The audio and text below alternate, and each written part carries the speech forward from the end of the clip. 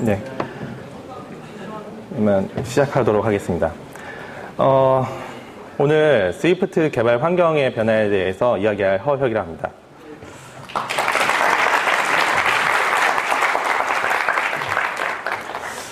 처음 스위프트가 나왔으면 해도 막 굉장히 흥분해가지고 번역도 많이 해보고 막 실무에도 적극적으로 써보고 막 이랬었는데요. 쓰면 쓸수록 점점 애증의 관계가 돼가고 있는 것 같아요. 다들 그러신지 모르겠지만 이제 스위프트 개발 환경 변화에 대해서 한번 시작해 보겠습니다. 초급 과정이라는 거 이해해 주세요. 스위프트 3가 나왔죠, 이번에. 그래서 얼마나 사용하시는지는 잘 모르겠는데 막 이렇게 저처럼 섞어서 사용하시는 분들도 많이 있을 것일 것 같고요. 스위프트로만 사용하시는 분도 있을 것 같아요. 그런데 안타깝게도 이전에 들으신 분들 있겠지만 스위프트 3에서 이 API가 굉장히 많이 바뀌어서요. 또다시 이 멘붕의 시대가 왔습니다. 그래서 이 API, 새로운 API, 스위프트 3는 좋은데 새로운 API들 이거 이제 iOS 10, 9 뭐 이런 것들 많이 계속 나오잖아요. 매년 애플에서 준비를 많이 해서. 그러면 이거 실제로 우리 쓸 거는 내년이 돼야 내후년이 돼야 쓸 수 있어요. 그리고 근데 이제 그래서 참 와닿지는 않아요. 실제 공부는 해도. 근데 이제 새로운 iOS는 이제 새로운 SDK에서 개발해야 되잖아요. 그리고 새로운 SDK는 또 새로운 X코드. 그러니까 이 X코드야말로 우리가 당장 써볼 수 있는 제일 관심사라고 할 수 있습니다.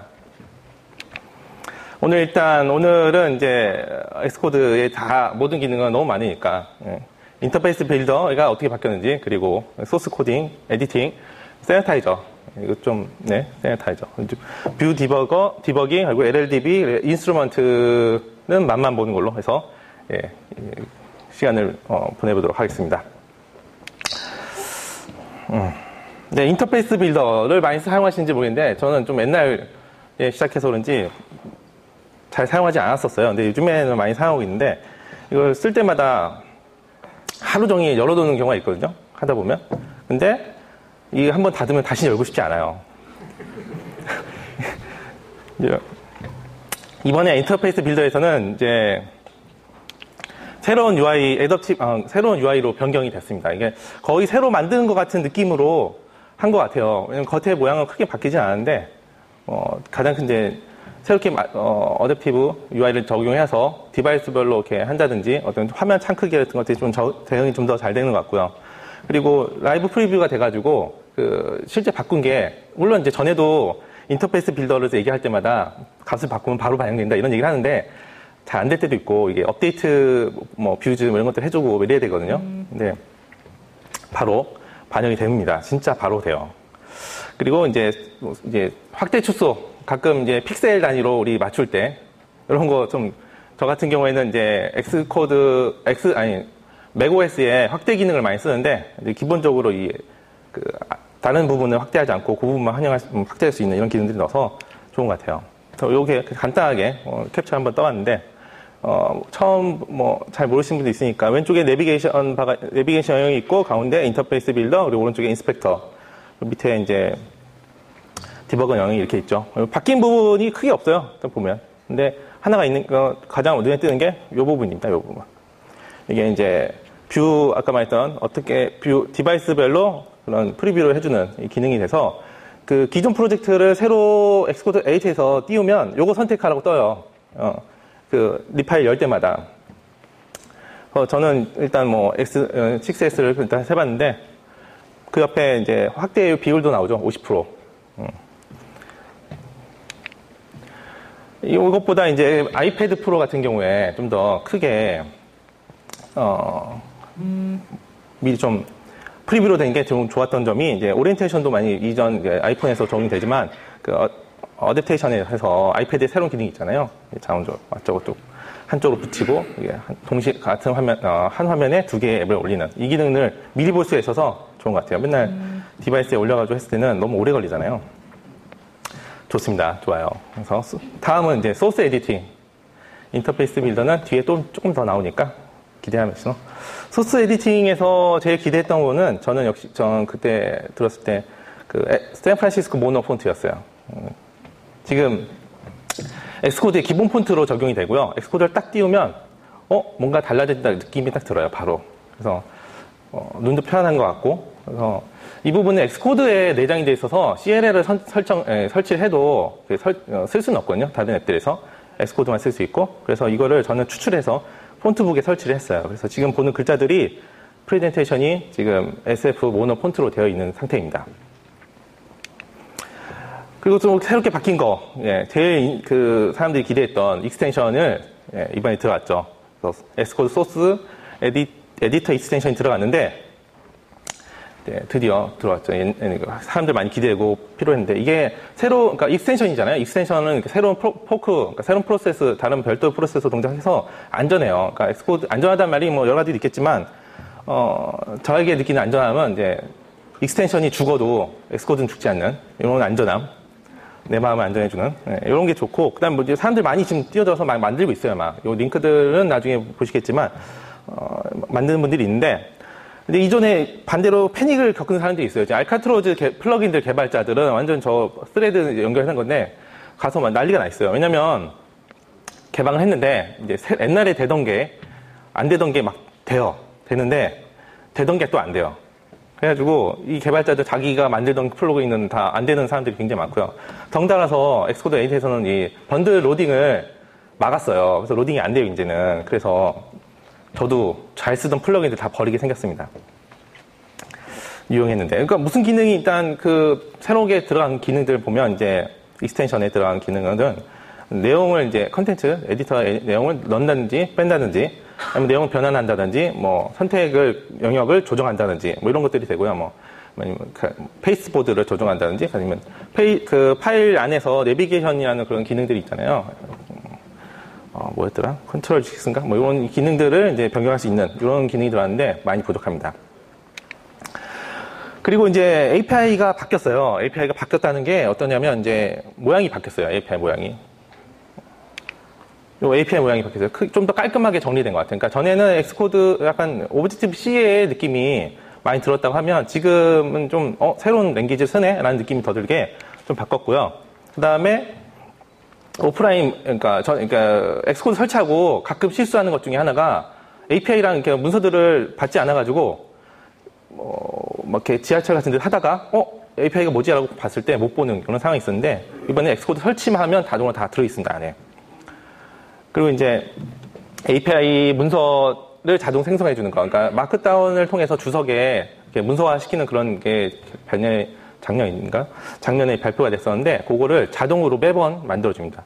요거 좀 괜찮아요. 그 다음에 SF 모노폰터. 마지막으로 코드 사이닝하고 프로비저닝을 엑스코드가 관리해준다고 하는데, 좀 더 개선해서. 아직 믿지는 못하겠어요. 매번 당해가지고. 뭐 좀 더 써보고 문제 상황을 겪어보면 알겠죠. 새로 바뀐 API이고 다음 게 요게 이제 말했던 API 자동 생성하는 부분인데 이렇게 써주면 이 밑에 팝업 레이어로 이렇게 떠서 알려주잖아요. 오른쪽에 인스펙터로 보여주기도 하고 이게 실시간으로 고치고 그러니까 이 팝업 레이어가 닫혀져 있는 상태에서 고치고 레이어 띄우면 바로 밖에 있어요.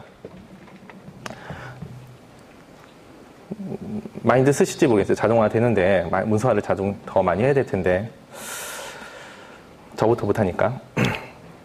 다음으로 이제 이것이 현재 라인에 하이라이트 들어가는 기능이 이제 들어왔다고 해서 사람들이 환호를 하는데 정말 이거를 이제 넣고서는 막 환호하는 게 어처구니 없더라고요. 뭐 이거는 근데 좋았던 것도 이제 컬러 리터럴이 들어왔죠. 그래서 샵에서 컬러 리터럴 하고 이제 글자를 치면 되는데 이걸 다 치기도 전에 자동 완성이 떠요. 그래서 자동 완성으로 이렇게 모양이 이렇게 뜹니다. 자동 완성. 그래가지고 컬러 선택할 요거는 아마 입력 후에 다시 변경했을 때 수정 모드이고요. 수정 모드에서 이미 선택할 수도 있지만 이제 Other를 눌러가지고 컬러 피커를 통해서 이제 선택할 수 있는데 약간 좋기도 한데 저거 불편하기도 해요. 왜냐면 전에 이런 숫자값 바로 인라인 함수 만들어가지고 많이들 사용하셨잖아요. 근데 숫자값을 바로 이렇게 OX, 그러니까 비트값 같은 걸 해서 넣었었는데 그런 것들이 좀 안 되죠. 이제 다 변환해주고 이렇게 하는 게 좀 복잡하고 한데요. 하나 그래도 그나마 나은 거는 저걸 복사해서 텍스트로 붙이면 그냥 글자가 나와요. 그러니까 어느 메모장 같은 데다가 넣었다가 뺐다 하면 될 것 같기도 하고, 아니면 에디팅 그 익스텐션을 통해서 분명히 풀어주는 게 있지 않을까 싶은 생각이 들기도 합니다. 또 하나 좋았던 거가 이제 이미지 리터럴인데요. 이미지 리터럴 같은 경우에는 이렇게 그 샵 이미지 리터럴로 해서 그 파일명을 직접 넣으면 되는데, 일단 그 파일명은 asset 라이브러리에 넣어야 되는 걸로 알고 있고요. 그 다음에 이것도 그 UI 이미지 한 다음에 샵하고 이미지라고 치기도 전에 이미 나와요. 그래서, 빨리 그 자동 완성으로 떠지기 때문에 굉장히 좋은데, 걱정이 되는 거는 그 이미지가 굉장히 많은 경우에 이거 과연 버텨줄 수 있을까, 성능 문제를. 이런 문제가 좀 걱정, 오토 컨버션 플러그인들 중에서 그 성능 문제를 해결하지 못한 것들이 많이 있거든요. 그게 좀 걱정이 되고요. 아직, 그래서 이제 에디팅 할 때, 이미 입력한 부분을 이제 에디팅 할 때도, 이렇게 지금 SS 라이브러리에 있는 것을 싹, 프리뷰로 쫙 보여주는데, 이것도 로딩 하는데 좀 시간이 걸리지 않을까 좀 걱정이 되긴 해요. 제가, 원래는 저희 사용하는 프로젝트에 적용하려고 했는데, 아직 못 해봐서 걱정되는 부분만 이제 말씀드립니다. 다음은 세니타이저. 저는 잘 몰라서 세니타이저 도대체 뭐지? 뭐 생각했었는데, 저는 제가 아는 세니타이저는 이제 아이를 키워서인지 몰라도 요거 손 세정제 이런 생각을 했었거든요. 이것도 세니타이저니까. 근데 이제 이 디버그 엑스코드 그러니까에서의 세니타이저는 어떤 거냐고 했을 때 이제 LLVM에서의 그 히스토리가 있더라고요. 보면 이제 런타임 C의 이 버그를 추적하는 그런 도구로 이제 되어 있습니다. 그리고 지금 스위프트 3 그리고 C, C++, 오브젝티브 C를 지원하는데 스위프트 3예요. 그 전 건 안 돼요. 바꾸셔야 돼요. 그러니까. 그리고 이거에 대응되는 게 뭐가 있냐 했을 때, 그러니까 뭐 컴파일 에러, 컴파일 시에는 C랭 스태틱 애널라이저를 사용하는데 이건 아직 스위프트 지원하지 않으니까 좀 아쉬운 면이 있죠. 아마 내년에는 뭐 나오지 않을까.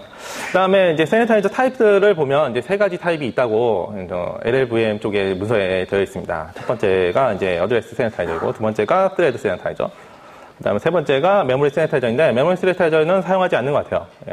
그 약어로는 뭐 하여튼 저런 식으로 이제 표기를 하는 것 같아요. LLVM 쪽에서는 다칠 수 없으니까. 그래서 이거 말고 뭐 릭 세니타이저 이런 것들이 있는데, 뭐 그거는 이제 어드레스 세니타이저에 통합이 된 것 같고. 그래서 저는 이제 요거를 이제 좀 변형해서 메모리 그래프 디버깅을 얘기하기를 해보겠습니다. 요 다음번에 나올 거예요. 어드레스 세니타이저의 뭐냐라고 했을 때, 솔직히 그냥 디버깅 모드로 등장할 때, 잠재적인 메모리 누수를 찾아주는, 메모리 누수 때문에, 뭐, 골치 아프잖아요. 혹은 이제, 메모리 어드레스에 오염이 있어요. 이건 크래시로 이어지니까, 이것도 잡아야 되죠. 그래서, 그런 부분이라든지, 이제, 있는데, 이거 작년에 사실 발표했어요. 애플에서, WWDC 15년에. 근데, 이번에는 스위프트에서도 지원한다는 게 큰 차이점이고요. 설정은 뭐, 스킴의 다이버시티 항목에 가보면 이게 있습니다. 요 항목이죠. 여기에 보면 설정을 할 수 있고, 설정을 하면 이제, 다른 거, 스레드라든지 뭐 몇 가지들이 안 돼요. 그러니까 뭔가 이유가 있겠죠? 잘 모르겠어요. 그리고 이제, 이런 거 툴을 소개하다 보면 제일 이제 궁금해하는 게, 그러면 얼마나 느려지느냐라는 얘기를 해요. 항상. 그렇죠? 느린 건 싫고, 쓰고는 쉽고. 그래서 이 애플 문서 쪽에서는 제가 찾아보지는 못했어요. 그러니까 찾을 수는 없었어요. 그런데 LLVM 쪽에서 벤치마킹 한 거를 보았더니, 그러니까 LLVM 거랑 엑스코드 거랑은 좀 달라요. 다르긴 다른데, 벤치마킹 해본 거는 참조할 수 있으니까는 어떻게 나오냐라고 했을 때 2배 정도 더 성능 부하가 늘어질 수 있다라고 합니다. 2배. 쓸만한 것 같아요. 2배면.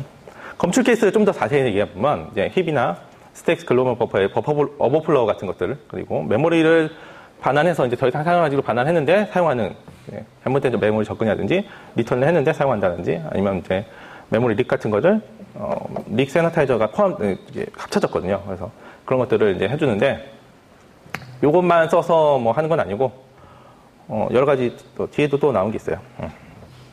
다음은 이제 스레드 세니타이저가 있습니다. 이거는 이제 런타임 C에 이제 스레드에서 변경되는 어떤 데이터에 의해서 레이스 컨디션이 발생했을 때 사용하는 겁니다.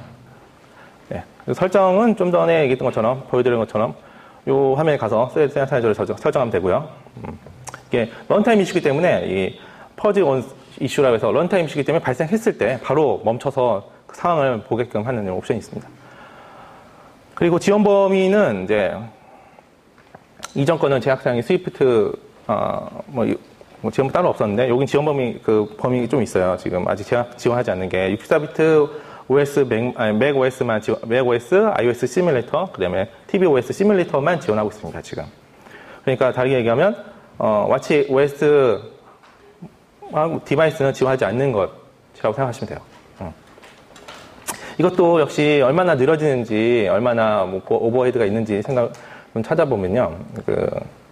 일단, 5배에서 15배 늘어질 수 있다고 합니다. 그리고, 메모리 사용량은 5배에서 10배. 그런데 애플에서 한 얘기는, 테스트 할 때마다 꼭 돌려라. 이런 얘기를 해요. 그러니까, 좋으니까 좀 자주 써봐라. 이렇게 약을 팔죠. 네. 테스트 할 때마다 옵션을 켜서 사용하기를, 그러니까, 추천하고요. 그리고 컴퓨터케이스 좀 더 자세히 얘기해보면, 이제 초기화되지 않은 뮤텍스라든지, 엉뚱한, 락을 하는 게 아니라 엉뚱한 스레드가 언락을 해버린다든지, 스레드 레이크 같은 거, 시그널 핸들러에 안전하지 않은 함수, 예를 들면 얼로기닉 같은 것들 있죠. 그런 것들이 이제 데이터 리리스의 상황에 빠졌을 때 사용을 하라고 했는데, 데이터 리리스, 예. 요것 때문에, 예. 데이터 리리스 얘기를 잠깐 하려다가, 저희 고민했어요. 이게 도대체 어느 정도 아시는 분들 다 아실 거라 생각하고 넘어가겠습니다. 시간 관계상. 이제, 마지막 세 번째가 메모리 그래프 디버깅인데요. 요거 전 좋더라고요. 그러니까, 메모리 누수가 이제 버려진, 그러니까 누구도 참조하지 않는데 메모리 리퍼런스가 좀 제대로 과도하게 들어가서 버려진 어떤 메모리. 이런 걸 이제 검침한다든지 아니면 이제 그런 경우에 사용하는데, 일단 사용하는, 간단해요, 되게. 이미 디버깅 모드에서 그냥 포즈를 걸면 이미 그 상황에서 메모리 그래프 디버깅이 사용할 수 있는 단계입니다. 그래서 포즈하고 그 상태를 돌면 되는데, 뒤에, 보여줄게요. 그리고 이제 지원하는 범위가 조금 달라요, 앞에 거랑. 그래서 혼동이 일으킬 수 있는데, macOS, iOS 10, tvOS 10, 그리고 watchOS 3를 지원한다고 합니다. 그리고 이제 아까, 요 화면, 예, 이게 이제 설정하는 방법인데요. 똑같은 그 설정 탭에서 밑에, 추가 설정이구나. 세너타이저가 켜져 있으면 동작을 하지 않아요. 그래가지고 세너타이저를 꼭 꺼줘야 돼요. 근데 이게 자동으로 동작하는 거라고 말씀드렸잖아요. 그래서 저거를 켜져 있는데 왜 디버깅이 안 되지? 그러니까 메모리 그래프가 안 들어가지? 이런 생각을 할 수 있는데 꺼져 있어야지만 동작을 한다고 합니다. 그래서 그리고 둘이 연관이 뭐가 있나 봐요. 오버헤드 때문일 수도 있고. 그리고 설정은 이제 기본적으로 기본 설정으로 되는 동작하는 건데 추가적으로 정확도를 위해서 뭔가 설정을 더하면 정확도가 높아져요. 근데 물론 오버헤드도 더 많아지겠죠. 두 가지 옵션이 있습니다. 예, 여기 설정 화면에 가보면 멀럭 스타일게 두 가지 옵션이 있는데 올 얼로케이션이 좀 더 정확하지만 부하가 더 많이 생기고요. 밑에 게 이제 덜 부하가 생기니까 적절히 하면 될 것 같은데요. 이건 경험상 이유니까 넘어가겠습니다. 그 다음에 이제 이게 그러니까 그래프잖아요, 그래프. 메모리 그래프. 메모리 그래프가 이제 무엇을 지원하느냐라고 했을 때 두 가지의 그래프 모양을 이제 보여줄 수 있다고 합니다. 첫 번째가 루트 패스라고 해서 참조 메모리가 어떻게 연결되어 있는지, 그러니까 시작점이 메인 함수잖아요. 메인 함수부터 실제 내가 지금 화면에 보여 있는 뷰 컨트롤러까지 어떻게 연결되어 있는지를 보여주는 이런 그래프. 그리고 두 번째가 그래서 얼마나 많은 메모리가 이제 잡혀 들어가 있는지, 메모리 객체들이 잡혀 들어가 있는지를 볼 수가 있습니다. 그리고 두 번째가 사이클. 요거는 이제 순환 참조에 의해서 메모리 누수가 일어났을 때 순환 참조 계속 일어나잖아요. 걔는 해지가 안 되고 계속 올라와 있으니까. 걔를 어떻게 잡아내면 이제 얘가 순환 참조에 의해서 메모리가 누수됐다는 걸 확실하게 확인할 수가 있습니다. 전에는 감으로, 짐작으로 뭔가 했었는데. 하나의 메모리 릭이 다른 메모리 릭으로 어떻게 연결되는지 보여줍니다. 근데 요거 좀 재현하기 힘들더라고요. 첫 번째 것만 재현을 해서 보여드립니다. 요 모양이고요. 왼쪽에 내비게이션 영역, 오른쪽에 인스펙터 모양, 가운데 이제 그래프 모양이 있는데, 처음에 이제 둘 중에 어느 쪽이었더라? 메인 함수부터 쭉 타고 들어가서 뷰 컨트롤러까지 가는 이제 잡혀 들어가는 그런 모양을 보여주고 있고요. 오른쪽에 인스펙터 쪽에 보면 백트레이스라고 해서 그 부분에서는 이제 뭐였더라? 스택에 그 쌓인 그걸 보여주게 되어 있어요. 그러니까 이 스택에서는 어떻게 보이고 메모리 참조는 어떻게 보인다는 걸 동시에 한 번에 볼 수 있어서 도움이 많이 되는 것 같습니다. 이제 또 추가적으로 새롭다는 의외의 기능이 무엇이냐고 했을 때 요거를 그 파일을 저장할 수가 있어요. 요 그래프 모양을 이 그래프 쌓인 이 정보 자체를 파일을 저장할 수 있어서 저장하는 건 이제 그냥 간단하게 익스포트 메모리 그래프를 하면 바로 저장되고 이걸 불러올 때는 그냥 엑스코드에서 불러오면 돼요. 그냥 불러오면 되고 근데 지금 파일명 확장자는 .mem 그래프라는 파일로 이제 저장을 하게 되는데 이거 까보니까 바이너리 plist 파일이더라고요. 별거 없어요. 근데 이 파일은 이제 실제로는 디버그 프로세스가 아니잖아요. 그래서 이 모든 기능을 제공하지는 않고요. 왼쪽에 있는 내비게이션에 영향이 있는 부분, 그래프, 그리고 인스펙터 중에서 이제 백트레이스 빼고 그 위에 이제 객체 정보, 요 정도만 보여줍니다. 밑에 이제 디버그 모드는 이제 보여주지 않죠. 디버그 콘솔 같은 거는. 그래서 활용도 좀 생각을 해보고 있어요. 이거를 구현해가지고 뭐 BTS 같은 데다가 넣어가지고 다른 사람한테 전달을 해준다든지 이런 생각을 해봤는데 아직은 잘 모르겠어요. 저만 볼 것 같아요. 뷰 디버깅이죠. 뷰 디버깅. 인터페이스 빌더가 이번에 많이 개편되면서 기능이 좋아진 것 같은데, 그중에 이제 뷰 디버깅, 기존에 있던 뷰 디버깅이 어떻게 좋아졌는지에 대해서 얘기해보게 되겠습니다. 전 인터페이스를 많이 쓰고 좋아해서요. 일단 간단한 그냥 테이블 뷰가 들어있는 앱을 이제 만들어봤는데, 요 디버그 모드 뭐 이렇게 나오잖아요. 뭐 처음에 간단한 샘플이니까. 요거 이제 스크롤을 하고 다시 화면이 보이면 그 위에 이제 셀들, 다시 나타나는 셀들은 그 레이어가 다시 이렇게 이전과 달라져요. 중첩되는 뷰에, 그러니까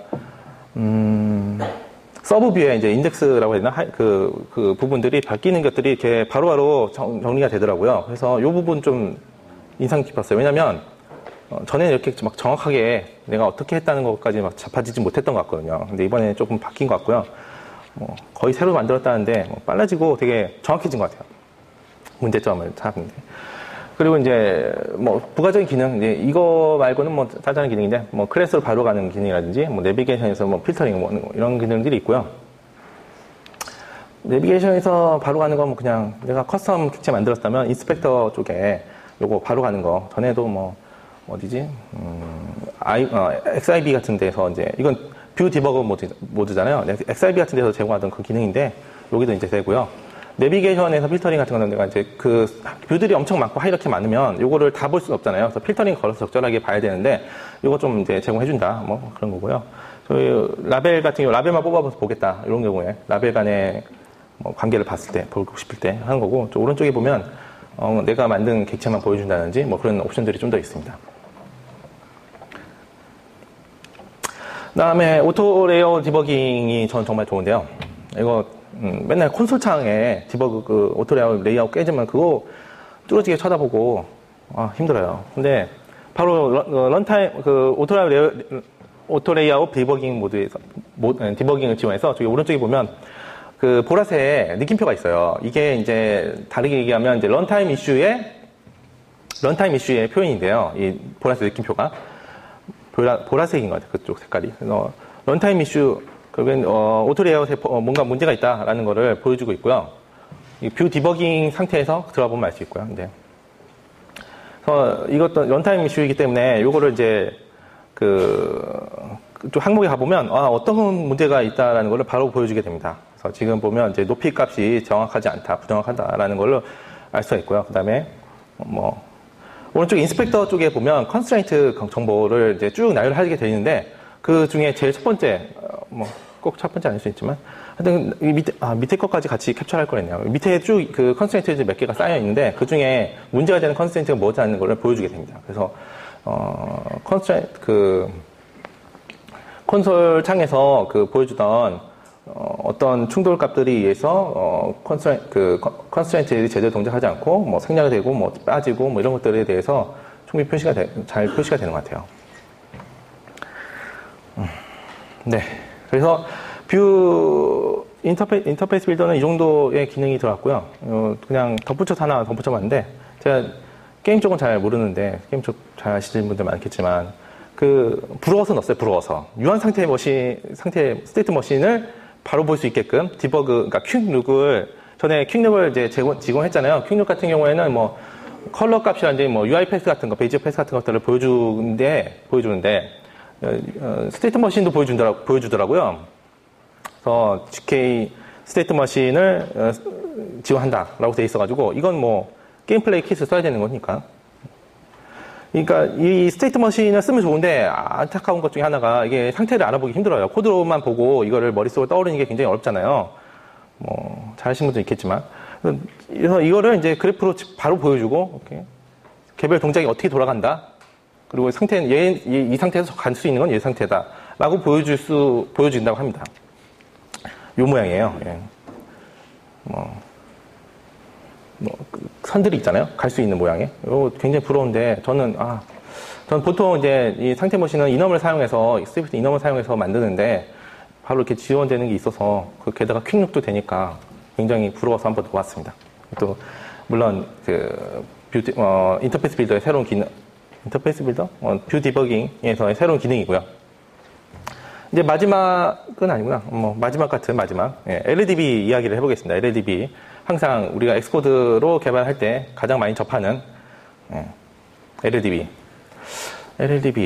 LLDB가 이제 바뀐 것 중에 하나가 이번에 스위프트 레플도 LLDB로 사용할 수 있다. 뭐 이런 얘기를 하더라고요. 그러니까 뭔 얘기냐면 이게 잘 안 보이실 수 있어요. 이거 참 찾기 힘들었는데 확대를 해놓을 거였어요. 이 런타임 환경에 옵션에 가보면 가장 밑에 이것도 스크롤을 해야 보여요.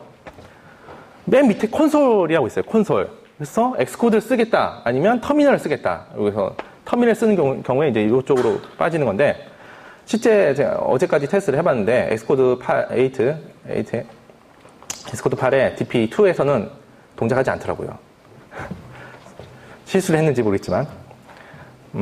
그리고 iOS 어플리케이션은 동작하지 않더라고요. 그래서 안 보이더라고요. 저 항목 자체가. 그래서 업데이트를 잘못했는지 그렇습니다. 거기서 이제 레플에서 이제 할 수 있는 것 중에 이제 지원된 게 이제 컬런을 넣어가지고 LLDB의 디버그 모드의 어떤 커맨드를 사용할 수 있다는 거고요. 네. 그리고 추가적으로 된 게 이제 프린트라든지 PO, 프린트 오브젝트 같은 것들이 있었잖아요. 그 부분을 이제 어레이에서도 지원하게끔 되었습니다. 어레이를 뭐 루프를 돌면서 찾아본다든지 뭐 이런 거 몇 번째를 이렇게 찾아본다는 것이 좀 불편하니까 바로 이렇게 표현할 수 있게끔 했고요. 그리고 그 다음으로 이제 임포트를 재작년인가요? 이거 디버그가 변경이 일어났었는데 원래 이제 프레임워크들을 자연적으로 다 사용할 수 있었잖아요. 디버그 모드에서. 근데 안 됐었어요. 그게 작년부터인가. 그래서 add import 재작년인가 보네요. add import UI kit이라는 걸 프레임워크를 직접적으로 호출해줘야 이 메모리가 제대로 어떤 정보다라는 걸 보여줄 수가 있었는데 이거를 이제 이번에는 자동으로 임포트를 해준다라고 합니다. 그래서 이거를 되던 걸 안 되고 다시 되게 하는 게 참 박수를 받을 수 있는 일이었어요. 그 다음에 추가적인 것,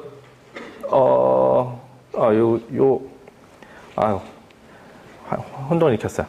네, 그 다음에 이제 LLDB가 바뀐 게 이제 엑스코드와 이제 LLDB의 별도 프로세스로 분리된 게 있어요. 그러니까 익스텐션도 분리가 됐는데 이것도 분리가 돼가지고 좋았던 게 LLDB가 이제 죽어도 엑스코드는 적당히 살아나는 상황인 거죠. 그러니까 지금 버전 쓰시는 분들 많이 열받는 것 중에 하나가 스위프트 쓰다가 PO 하면 크래시 나가지고 엑스코드 죽고 이런 경우가 있거든요. 특정 상황에. 근데 이번에 써보니까 PO해서 이제 그런 상황 전에 있던 그런 상황인데 죽어야 되는데 안 죽는 경우가 좀 있더라고요. 그래서 좀 안정성이 좋아진 것 같아요. 이 부분에서는. 그리고 이제 이게 분리되다 보니까 여러 버전의 디버거를 이제 지원하게 되는데 이 디버거는 자동적으로 선택하게 되어 있습니다. 자동적으로. 그래서 예를 들면 이제 스위프트3는 가장 최신의 버전이니까 이 스위프트3는 가장 최신 디버거로 연결되어 있게 되고, 그 다음에 스위프트 2.3, 3랑 같이 나온 2.3은 그 전 세대이기 때문에 7.3.1에 대응하는 디버거를 사용하게 됩니다. 이거는 이제 이게 부수적인지 저게 부수적인지 모르겠지만, 오픈소스로 만든 스위프트 있잖아요. 그쪽에서도 이거를 이제 매칭된 디버거를 사용할 수 있어서, 적절하게 선택해서 할 수 있게끔 되는 것 같아요. 자동으로 선택해서. 요거 얘기를 하다가 제가 실수를 좀 했는데, 아까 새로 또 추가된 것들이 이제 P 어레이, 그 다음 PO 어레이 이야기를 했었고요. 그 다음에 자동 임포트. 자동 임포트, 되던 거 이제 안 되게 했다가 다시 되게 해서 환호를 받은 자동 임포트. 끌려면 저렇게 해서 끄면 됩니다. 옵션을 줘서. 끌 세부는 없겠죠. 그리고 마지막으로 이제 디버그 커스터마이즈가 좀 가능한데, 어려운 건 아니고, 전에도 파이썬 같은 걸로 스크립트 짜서 할 수 있었는데, 이거를 그냥, 좀 더 기능을 더 지원했다는 거고요. 엘리어스라든지, 그러니까 엘리어스를 통해서 커스텀 커맨드를 만든다든지, 어떤 데이터 포맷을 우리가 사용하는 어떤 객체에 맞게끔 데이터 포맷을 만든다든지, 액션들을 이제 스텝을 만든다든지, 이런 것들을 가능하게 해줍니다.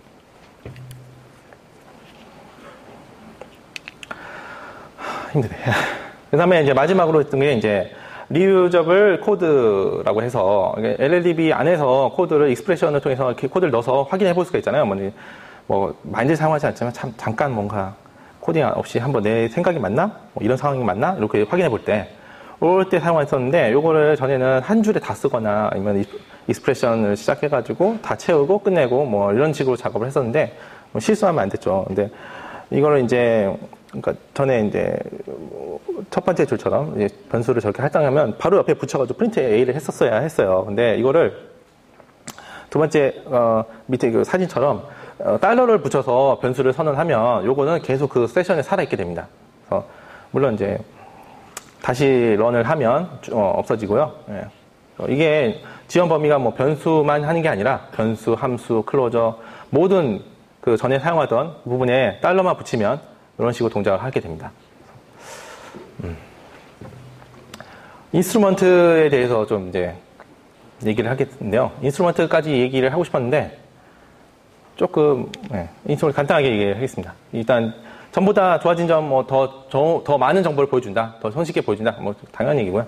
추가되는 거 보면 시스템 트레이스에서 이제 스레드별, CPU별, PY를 등록하고 그 PY가 동작하는 것만 딱딱 찝어서 볼 수가 있어요. 요걸 한다든지, 타임 프로파일러에서도 이제 앱 라이프 사이클에 맞춰서 전에 앱을 런칭될 때, 백그라운드 들어갈 때 이런 것들이 제대로 안 되는 경우가 있었는데, 요거 딱 맞춰서 그 캐치를 그 그래프에 딱딱딱 찍어줘요.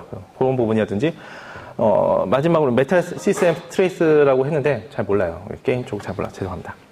그래서 이 기능 인스트루먼트를 어떻게 사용한다는 거는 저 잘 모르지만 맨날 쓰다 보면 이게 좀 그런 감이 오잖아요. 그래서 어떻게 약간 SQL 튜닝 하듯이 계속 보면서 어떤 것들이 문제 있는지 이런 거를 이제 다음 기회에 한번 공유해 보도록 하겠습니다. 데모 씨는 시간 관계상 생략하겠습니다. 네, 벌써 지금 5분 남았거든요. 네, 개별 연락을 하시던지 샘플 프로젝트를 제가 엑스코드에 대한 내용이기 때문에 샘플 코드를 하기 전에도 이미 만드시면 거의 절반이에요. 하나 새로 프로젝트를 만들면. 그러니까 아까 그 재현하기 힘들었던 뭔가 버그 찾는 거 이거 조금 힘들긴 한데 저는 못했는데 그런 거고요. 오늘 이제 있었던 내용은 이제 인터페이스 빌더 좋아졌고요. 소스 에디팅도 너무 좋았어요. 세니타이저 쓸만한 것 같아요. 좀 부하가 있지만 LLDB 전에 쓰던 만큼 더 쓸만한 것 같고요. 그냥 그리고 인스트루먼트는 다음 기회에 하나 더 이거 꼭 하고 싶었어요. 이런 나오면 하고 싶었는데 한번 해보고 싶었어요. 원래 여기 이제 빈 슬라이드인데 이거 하고 싶었던 건 내용은 원래는 이제 이거 해보니까 한 5분 남더라고요. 그래서 스위프트 플레이그라운드 얘기를 하려고 했었어요 처음에. 근데 내용 크게 없고요. 뭘 할 말이 없어서 캡처 사진 보여드릴 수밖에 없는데, 그거라도 할 거였나? 일단, 그래서 스위프트 플레이그라운드 얘기를 하다 보니까 지금 4분 정도 남아서, 이거 보니까 제가 기대하는 부분이 이제 스위프트 플레이그라운드 텍스트북, 그러니까 교재를 만들 수가 있어요. 교재를 만들어서, 에어드롭으로 바로 쏠 수가 있어요. 네, 아이패드로. 그러니까 이걸 가지고 저는 프로토타입 앱 같은 걸 만들어 보면 어떨까, 이런 생각이 들어요. 그래가지고 이걸 특히나 기획자나 뭐 디자이너라고 얘기할 때 애니메이션들 어떻게 해요? 이런 거 있잖아요. 앱으로 만들어서 드려야 되는데 귀찮으니까. 애니메이션 카테고리 만들어주고, 폰트 카테고리 만들어주고, 직접 해보세요 하면서 개발자의 이 개발 영역을 좀 더 사람들을 더 확대시키는 게 좋은 것 같습니다. 네. 이렇게 해가지고, 시간 조금, 오버는 안 했고, 남았는데요. 네, 스위프트 새로운 개발 환경에 대한 내용을 정리를 좀 해봤고요. 네. 내용은 이렇게, 레퍼런스들을 이렇게 했습니다. 혹시 이런 질문 같은 걸 기대고 왔는데, 질문 같은 거 혹시 있으시면, 아는데 말씀드리겠습니다. 사실 이거 사내에서 한번 발표를 해봤어요. 그래서 40분 계획으로 해서. 그래서 이거 말고 좀 내용이 더 있었는데, 사람들이 지겹다고 좀 간단하게 하자고 해서 좀 줄였고요. 그때도 질문을 해보세요 했더니 질문 아무도 안 하더라고요. 피드백을 받아보면 재밌다고는 하는데 질문을 아무도 안 해서 난감했습니다만, 역시나 질문이 없네요. 그러면 새로워진 엑스코드로 좋은 개발 앱들을 많이 만들어 주시기 바랍니다. 감사합니다. 네.